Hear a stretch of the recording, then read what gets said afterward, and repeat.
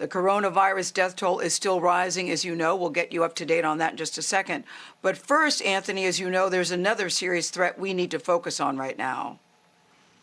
Yeah, Gail, if the virus wasn't enough, there's some very dangerous weather that could affect more than 89 million Americans today. One powerful storm pushing toward the East Coast killed at least 7 people in Mississippi and 1 in Arkansas on Easter Sunday. Possible tornadoes from that system caused heavy damage in the Tennessee Valley late last night. Our affiliate WGCL reports at least 6 more people were killed in Georgia overnight. Mark Strassmann reports on the destruction in the South. Chattanooga is a scene of destruction.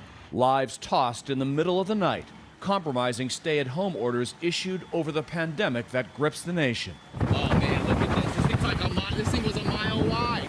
Mississippi was already in a state of emergency to fight the virus and declared another on Sunday in the wake of devastating tornadoes there. In total, up to 46 tornadoes were reported across the South Sunday. One of them slammed the city of Monroe, Louisiana, damaging hundreds of buildings. I heard this really loud bang, and I was like, okay, well, the window's gone, but I didn't expect this type of destruction. The widespread damage comes as several public shelters have closed nationwide to stop the spread of the virus. But it's complicated, as officials still encourage people to seek refuge in shelters like this one, all while following social distance guidelines.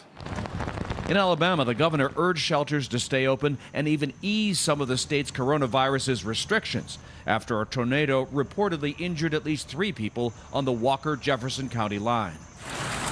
And in Arkansas, storms brought some nasty storm clouds, strong winds, and heavy rains.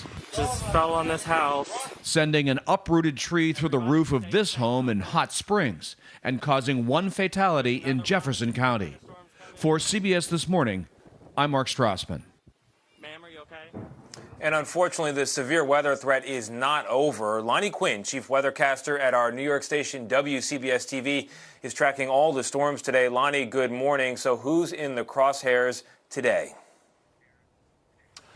Okay, right now, Tony, we're talking about tornado watches anywhere from the panhandle of Florida all up the eastern seaboard to portions of Virginia. And I wouldn't be surprised if that tornado watch pushed a little further north as the day went on. So what's the culprit here?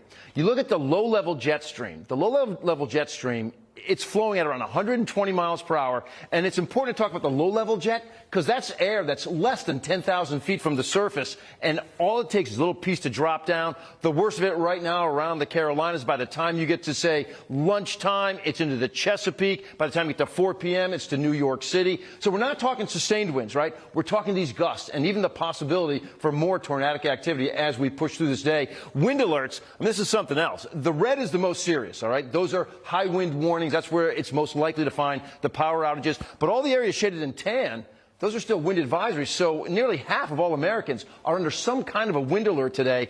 And I want to show you that in the Northeast, at least, we always fear that word, a nor'easter. This is not a nor'easter, all right? This is a southeaster, and that air is coming in from the south, wind flowing in from the south and east, so it's pushing it onshore, pulling around places like the south shore of Long Island, where there could be some coastal flooding as well. My one tip for you, I do think there will be power outages. Turn your refrigerator and freezer down to the lowest setting right now in case you lose power. Let's go back to you, Gail. Man, Lonnie, the last thing we need is bad weather, but thank you for letting us know it's coming.